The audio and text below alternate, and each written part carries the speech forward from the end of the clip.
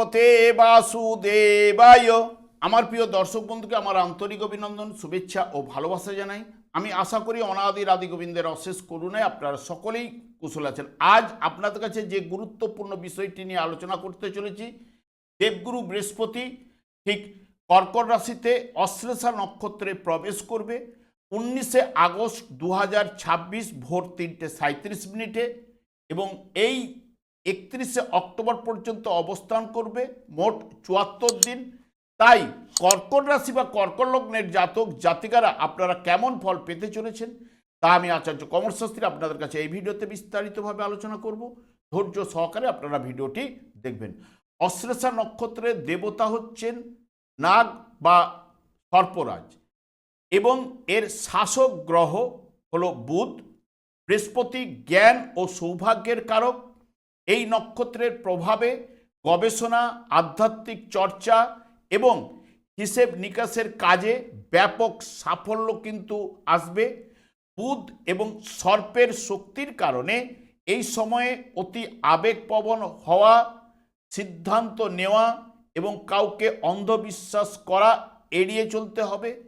বৃহস্পতি যেহেতু অশ্লেষা নক্ষত্রে, ব্যবসা বাণিজ্যের সফলতা ও বিদ্যার প্রতি অনুরাগ কিন্তু আপনার চলে আসবে, কারণ রাশিচক্রে ঠিক তৃতীয় এবং ষষ্ঠ ভাবের অধিপতি গ্রহই হচ্ছে বুধ, যা বিদ্যা বুদ্ধির কারক। নিজের দিকটি ভালো বুঝে নেবে, আবেগপ্রবণতা কম হবে, বুদ্ধি প্রয়োগ করতে আপনি কিন্তু সক্ষম হবেন। বৃহস্পতি যেহেতু কর্কট রাশিতে অবস্থান করছে এবং এখানে তুঙ্গস্থ অবস্থায় চন্দ্রের ঘরে, তাই স্নেহ, মায়া, মমতা, শ্রদ্ধা কিন্তু আপনার থাকবে। ধার্মিক ও সৎ নিষ্ঠাবান প্রকৃতির করে তুলবে।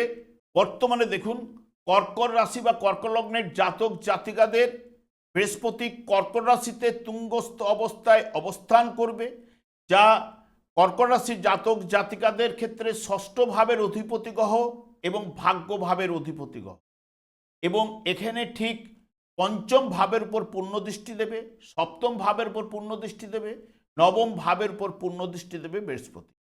এবং বৃহস্পতি যেহেতু অশ্লেষা নক্ষত্রটি হচ্ছে বুধের নক্ষত্র, বুধ ঠিক 31 অক্টোবর পর্যন্ত আপনাদের রাশি দ্বিতীয়, তৃতীয় এবং চতুর্থ ভাব দিয়ে গমন করবে এবং আপনাদের রাশি সাপেক্ষে দ্বাদশ এবং তৃতীয় ভাবের অধিপতি গ্রহ, যেহেতু রাশিভাবে বৃহস্পতির অবস্থান, রাশিভাব থেকে সাধারণত জাতক নিজে, জাতকের ব্যক্তিত্ব, শারীরিক গঠন, স্বাস্থ্য, চেহারা, সৌভাগ্য, দুর্ভাগ্য, মান সম্মান, মাথা ইত্যাদি ইত্যাদি নির্দেশ করে। কর্কট রাশির জাতক জাতিকাদের ক্ষেত্রে বিশেষ শুভ এবং গুরুত্বপূর্ণ ফল এই জায়গায় প্রদান করবে।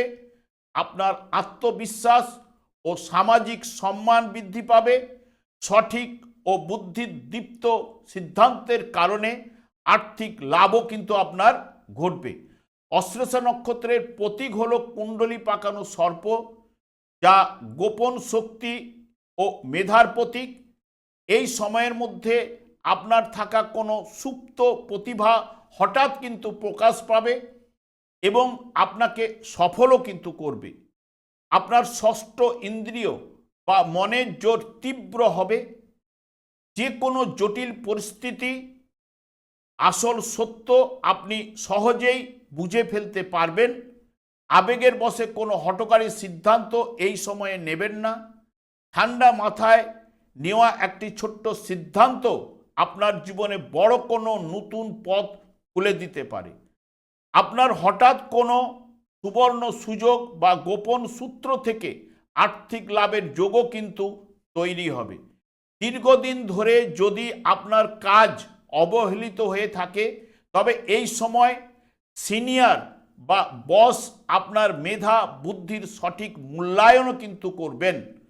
যারা ব্যাংকে বা লেখালেখির কাজকর্মের সঙ্গে যুক্ত, আইনি কাজে যারা যুক্ত রয়েছেন, যে কোনো ধরনের গবেষণামূলক কাজের সাথে যারা যুক্ত, তারা এই সময় অভূতপূর্ব সাফল্য কিন্তু পাবেন।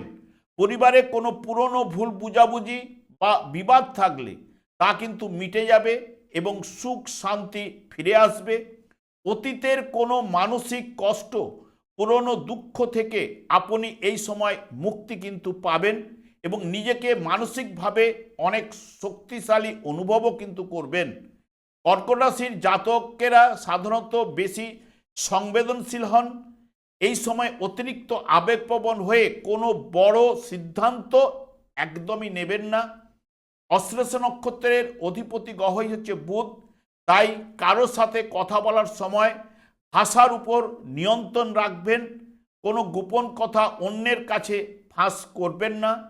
এই সময় আপনাকে বিরাট সাফল্যের প্রদান করতে পারে। চাকুরি এবং ব্যবসায় সম্মান উন্নতি প্রদান করবে। প্রতিভার প্রকাশ কিন্তু আপনার ঘটতে পারে। ভাগ্যের উন্নতির প্রবল যোগও কিন্তু নিয়ে আসতে পারে এবং বিদ্যায় সাফল্য, বুদ্ধিমত্তার বিকাশও কিন্তু এই জায়গায় ঘটবে।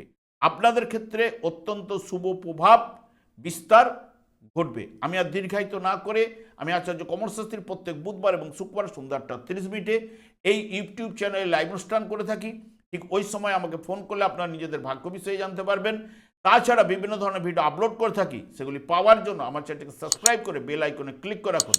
যখন আমি লাইভ অনুষ্ঠান বা যে কোনো ভিডিও আপলোড করলে আপনাদের নোটিফিকেশন পৌঁছে যাবে। আমি অনাদি রাদি গোবিন্দের কাছে প্রার্থনা করি আপনারা ভালো থাকুন, সুস্থ থাকুন, আনন্দে থাকুন। আজ এই পর্যন্ত, পরে ভিডিও দেখা হচ্ছে।